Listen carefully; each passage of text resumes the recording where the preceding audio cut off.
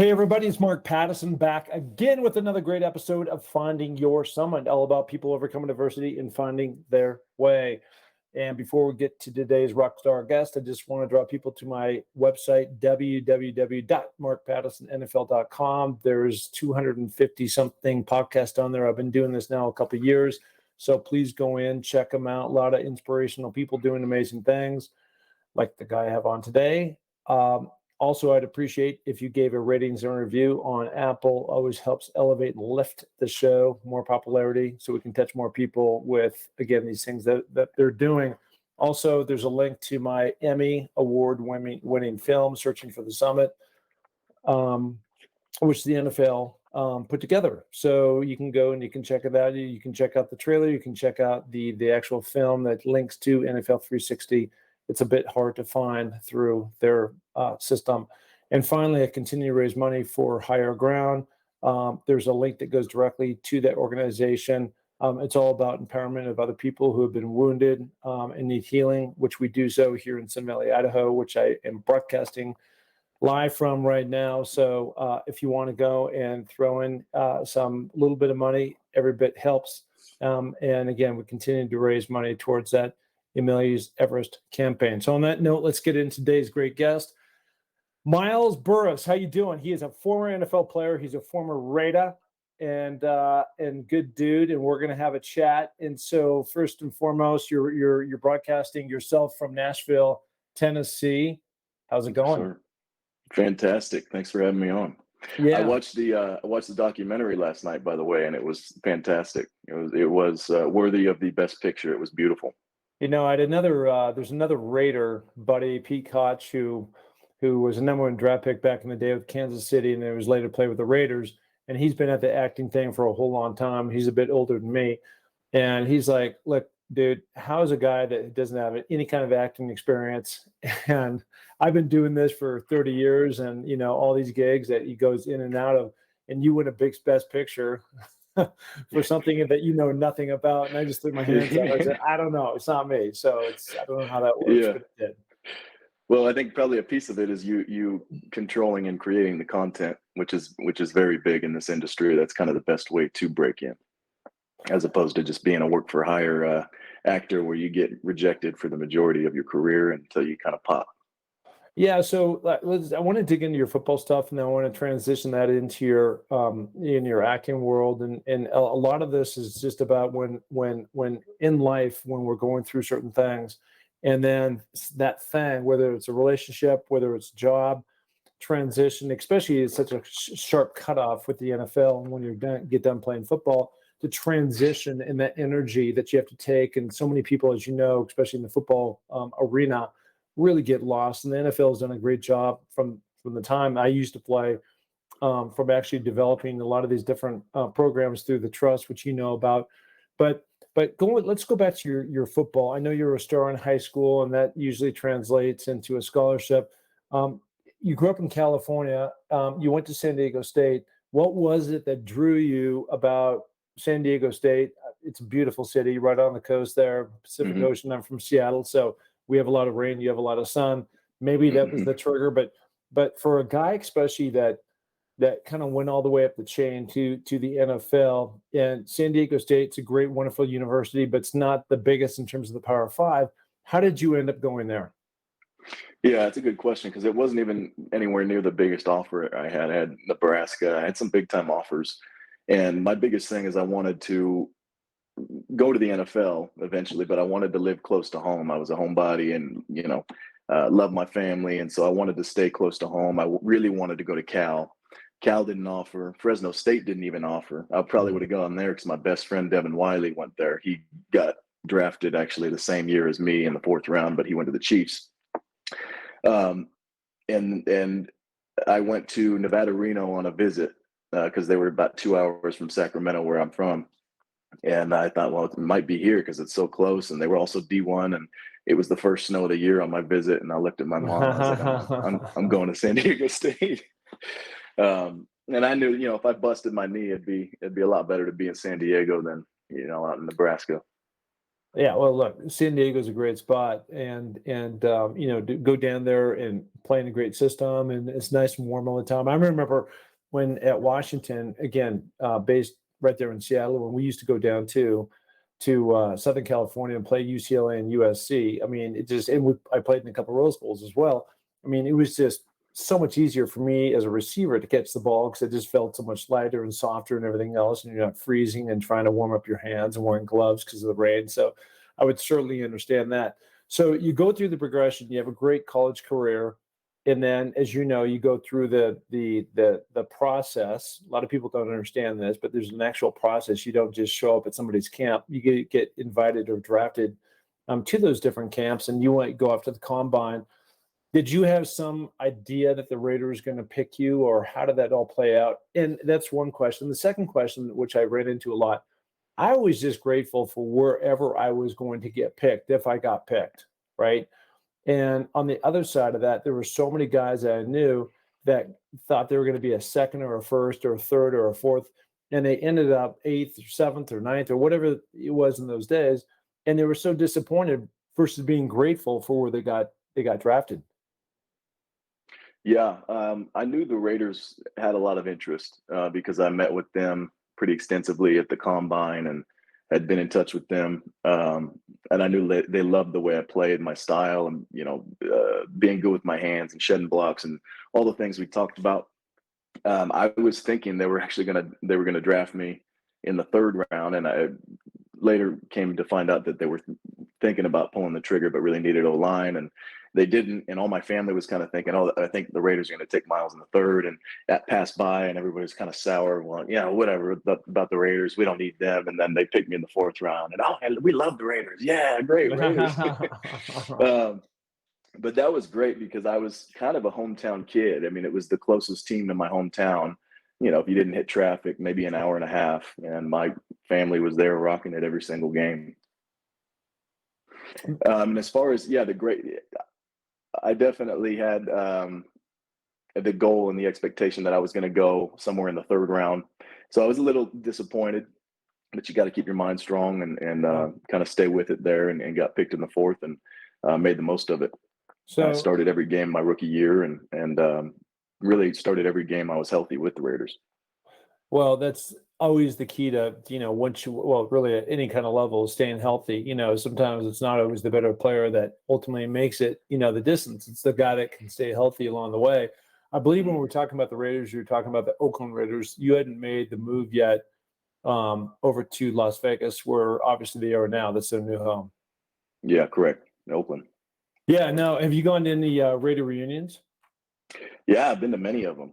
They do a really great job with their alumni and keeping everybody um, feeling like you're still kind of part of it, part of the family, and they put Yeah. together some really, really great events, and I've really enjoyed it. Have you been to any of them? Yeah, I've been to two or three of them. I can't make it this year for certain reasons, but anyway, it's just I think the Raiders are unique. I was able to play for a couple other teams as well, and nobody does it quite like the Raiders. They invest a lot of money into their alumni, and having, as you know, those people coming around and us just to interact and really feel like you're still part of the game versus kicked out and that's it. So Yeah. it's a great way to be. So you played a couple of years in the NFL, and I think your career probably was ended prematurely because you got hurt, and now you come to that big decision. You've been doing this thing since. So a lot of times people go, "How long did you play in the NFL?" I go, "Well, you really need to look at the body of work. So it's just not the NFL. It's not just college. It's not just high school. But when you put all these things back to when you start playing at 8 or 9 years old, it's a long time, and all of a sudden now you're putting on the brakes in a hardcore way, and you got to take a sharp turn, and that transition from the NFL into what you're doing now is you're an actor. Was that a difficult transition, or were you pretty pumped up about what was about to lay ahead for you? Well, initially I was devastated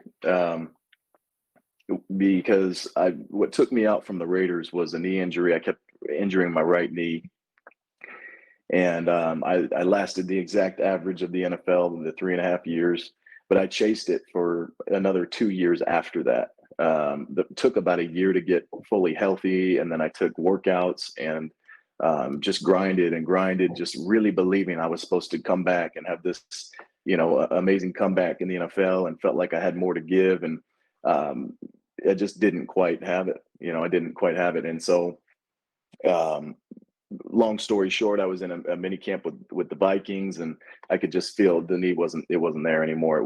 It blew up to the size of a softball, and I knew that was kind of it. And I think the reason I was so scared about the NFL ending is because I didn't really believe that I would have any sort of vocational passion like that ever again in my life. I didn't think I would have, because I had this tremendous passion for football. It's what all I thought about from the first day I suited up in pads to, finishing off my career. I just loved it. I couldn't not think about it. I couldn't not daydream about it.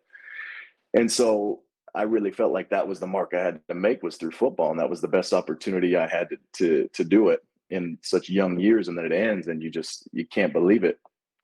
And I think it wasn't until I got to set, I had inklings that I might be interested in acting. I loved watching movies. I, thought in college maybe that'd be a cool thing. I don't know if I'd be very good at it or enjoy it, but it'd be worth trying once football was done. It was kind of my secret thing. I didn't really tell anybody, but I took a class in college, and I just kind of hung on to that dream. And but it wasn't until I finally booked a job and I got to set, and you get a little bit of that thrill that you get from, a live game in front of a big crowd, and just having to perform on the spot when they say action. And it was immediately in that moment I was able to walk away from football and not even think twice about it. And the passion and all the energy and motivation moved right into this new avenue. Yeah, it's an interesting career path, just because the NFL is so unstable. I mean, even though they give you a Hmm. contract, but they can really cut you at any time. And then you walk into something else that probably represented a hell of a challenges, something very similar to what you had gone through, football and climbing the ladder and making it into the NFL. But at the same time, when you go, there's no sure thing, all the auditions and, the attrition, and I don't even know what the math is and how many times you have to show up for commercials and TV and movie and all the other castings that you do, and you put your heart into it. And then for whatever reason, you might be the perfect guy, but because you're the wrong, whatever it is, height, weight, personality, blonde hair, I mean, I don't know what those factors would be, but Hmm. it's just that moment that where you're going on, okay, now I got to go on the next one and the next one, and where you really feel like you're starting to build that career. I don't know how that works. Did you ask when did I feel like I was building it? Well, it was just really more the question of like, as you're going through this, you're kind of going from one somewhat unstable career, even though it's your Hmm. passion, to another very unstable career, and just like where in there did you feel like you were getting some stickiness where you could actually do this beyond an acting class that you took, where Hmm. I mean, there's one thing to like it when you're being funded, but at the end of the day, when you have a family and kids and responsibilities, and you have to follow through on that, that's real. Yeah, it is. It's a good point. It is probably even more unstable than the NFL in a lot of ways, because you don't know where the next job's coming. You don't know where it's going to shoot, and that was hard for my wife as well. But she was at the same time fully supportive of me in chasing after it. Um, I would say that the feeling of feeling like I was getting some footing goes in waves, because there's a lot of deserts, especially as you're kind of ramping the career up in the beginning. There's a lot of auditions, but I was blessed that um, a lot of my very first auditions I was booking, and I think it was just kind of God throwing me a bone and saying, "Hey, yeah, go down this path, go down this path. I got you here." And I just kind of felt like, oh, that's the norm. I'm gonna book everything, and I'd work a few jobs, and then all of a sudden it was just this big drop off where I didn't work for almost 6-8 months something. And there's these deserts in there like that, and you start wondering, and man, am I any good at this? Was I just lucky for a little bit? Am I overanalyzing it and no good now? Um, but those times are good because they continue to test you, and test not only your passion but your grit towards that passion and sticking with it. And I'm glad that I have, and just keep honing the craft and enjoying it.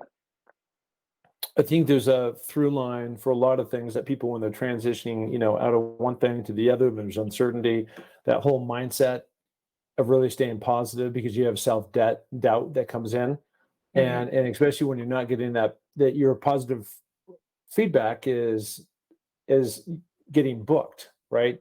And when that's not coming through, how do you keep like blasting through those different things? For somebody else, it might be, they're out looking for a job and they're not getting the kind of feedback that they need. And they go to these job interviews and, they don't elevate to the next level. And I don't know for you, like for me going up, like when I spent a lot of time, I live in Sun Valley, Idaho, so it's very mountainous around here. And I spent a lot of time in the mountains. And so, there's not a whole lot of noise around. It's birds chirping and the leaves flapping back and forth. And so you have a lot of time to really just hone in on positive, um, just things that you want to accomplish and how you're going to get there without having a lot of noise coming at you at one time. For you, like, do you do yoga? Do you meditate? I mean, is there some exercise that you do that helps you kind of get through these dry spells while you're waiting for something else to come down the road? Yeah, yeah, a few things. I think first and foremost would be my faith. Just every day, kind of just I drop to my knees when I get out of bed and just kind of surrender the day and and try to remember who I'm living for. And my wife very much encourages me in that as well. She's kind of like my counselor in a lot of ways. She's actually has her master's in marriage and family therapy and has done a lot of counseling, and so I'm able to bounce a lot of these feelings and emotions off of her. And she's just a genius emotionally. So that's extremely helpful. And then also just as soon as I'm done with an audition, I just move on. And what's helped me to move on and stay busy is I started writing my own projects. I'm screenwriting now. I've written 4 screenplays. So as soon as that audition's done, I just go right back to that. I just keep working, and every day I've got that block of time where I'm just working creatively, whether it's on the next audition or writing those screenplays. And that's been very empowering in a lot of ways.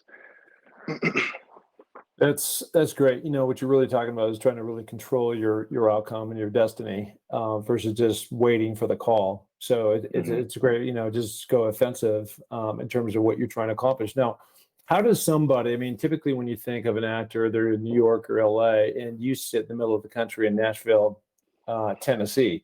And Mhm. how do you make that work from the standpoint of auditions, or has the game changed? Are you now doing things more on Zoom and auditions in that way, or you're submitting tape? I mean, how does that whole thing work?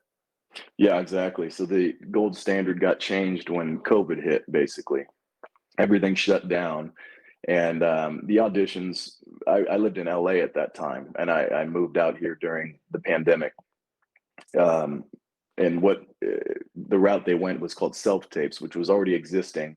And that just means that you throw your phone on a tripod and have somebody in your house read with you, or have a buddy come over read with you for the scenes that they send you, and then you send the casting director a downloadable link.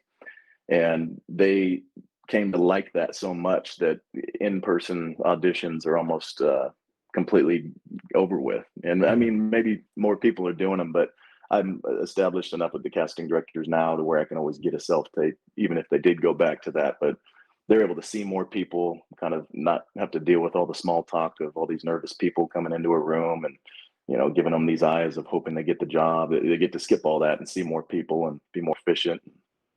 I guess stay safer. Yeah, I love that. I mean, it's really gone into this. I mean, it's permeated worldwide in terms of the remote working, Hmm. element for everybody. That's just a different way that you're, like you said, you're being way more efficient. You can live where you want to live. You don't have to be in a certain spot that you don't want to be. Probably control your cost a little bit more, and just send and your time. I mean, to go in, and I'm sure your craft just the same, but the drive time to get to the audition, to wait in the lines and do all the other stuff is out the window. So what a great efficient way to go about it. Yeah, no, it was huge. Got to live where I wanted to for a lot cheaper. Yeah. So, well, how did you pick Nashville? I mean, it's just, when we talked about this before we went live, and you're just saying it's a cool town, and it's a fun town, and this, oh, and that's great. But so are a lot of other towns, and you're from California. So how would you land in Nashville? Well, I think the actual show Nashville romanticized the city in my wife's mind. She was like, "Oh, I've heard Nashville's great," and she would watch the show. And so one day I just surprised her. I said, "Hey, let's go. Pack your bags. We're going to Nashville." And this was in, I think, in 2015.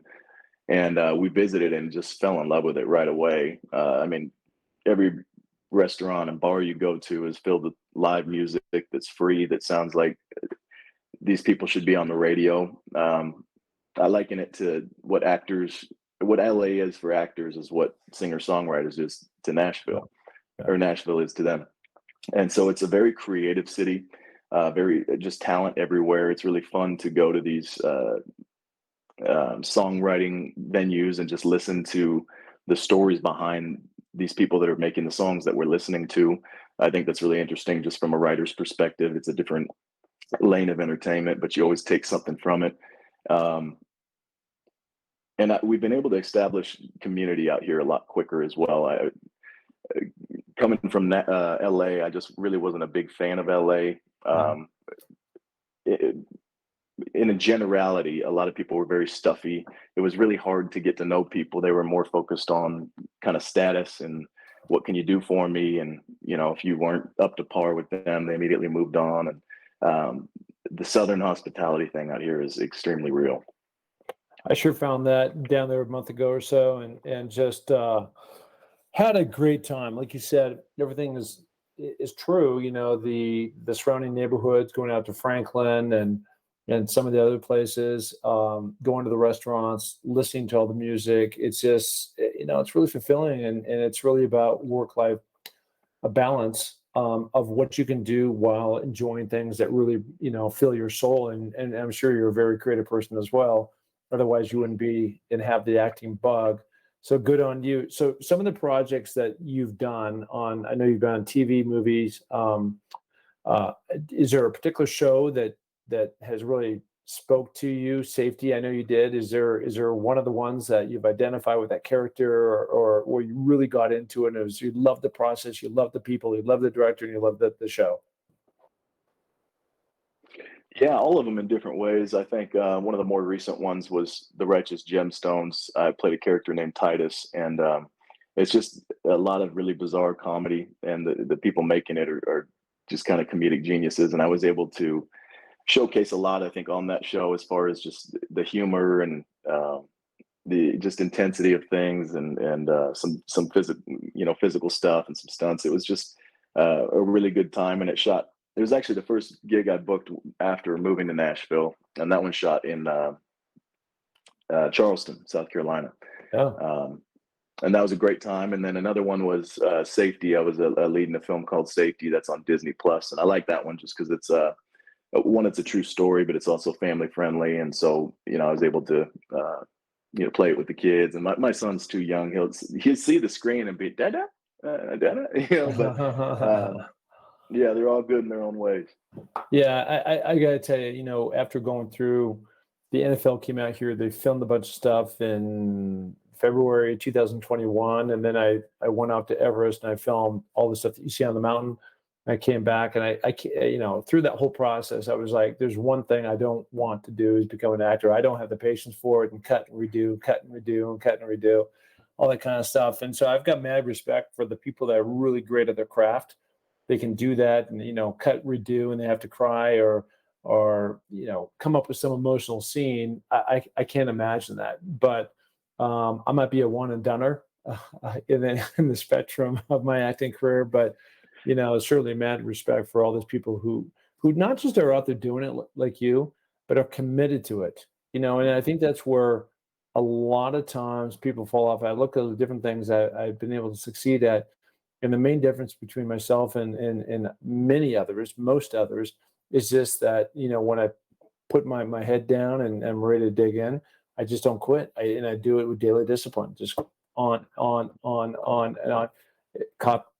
Paste and copy and paste, and it's very repetitious, but at the same time, that's what gets you to your end result and what you really wanted in the very beginning.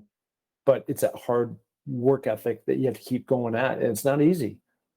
Yeah, it's definitely not easy. I vibe with that in every way. I think for me, the work comes from just insanely passionate about something, I have a really hard time being able to put that work in towards something I'm not really interested in. I can do all the pain and the this and the that if I have an end fitness goal, or if I have an end goal for once I finish the screenplay, I can start to pitch it out, or whatever it is, because I know that that's getting me towards that vision.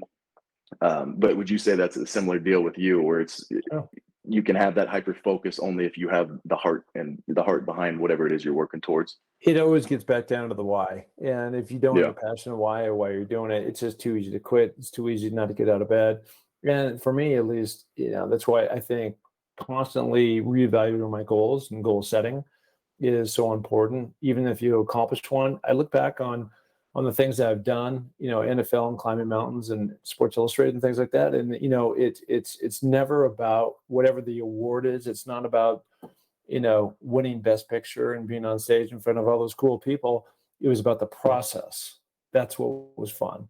It was about the process of learning how to climb mountains over 10 years. It was the process of learning how to play football and ultimately, like you, make it all the way to the Raiders and get drafted by them. It was the process. It was not the end goal. It wasn't the winning touchdown. And that, I think, is where a lot of people miss the mark. They're too focused on that end goal versus, waking up every day with that passion and that strong why about the reasons behind you doing that particular activity. Yeah. How often do you reevaluate those goals? You talked about that.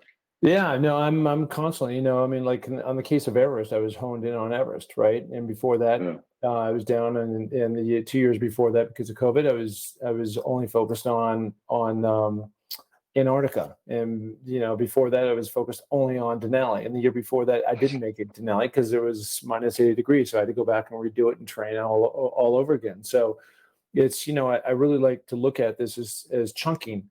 So now I'm done with Mount Everest, and so what's next? I'm going down to Jackson Hole. I'm going to climb the tallest mountain down there called the Grand. And then in September, that's in August. In September, I'm going over to Chamonix, France, and climbing Mount Blanc, and then going down to Zermatt, which is an hour and a half by train to climb the Matterhorn, iconic mountain, straight up.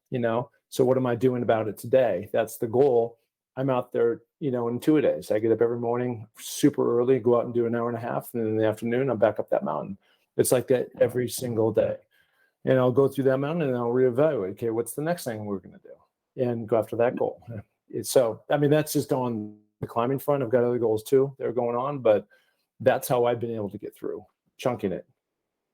That's rad. That's so interesting, especially the training front. I always wonder, does the training protocols change a little bit between mountains, or is it always pretty similar? Well, you're up in your game, obviously, because you're getting into ice climbing, and now I'm getting more into straight up rock climbing. But the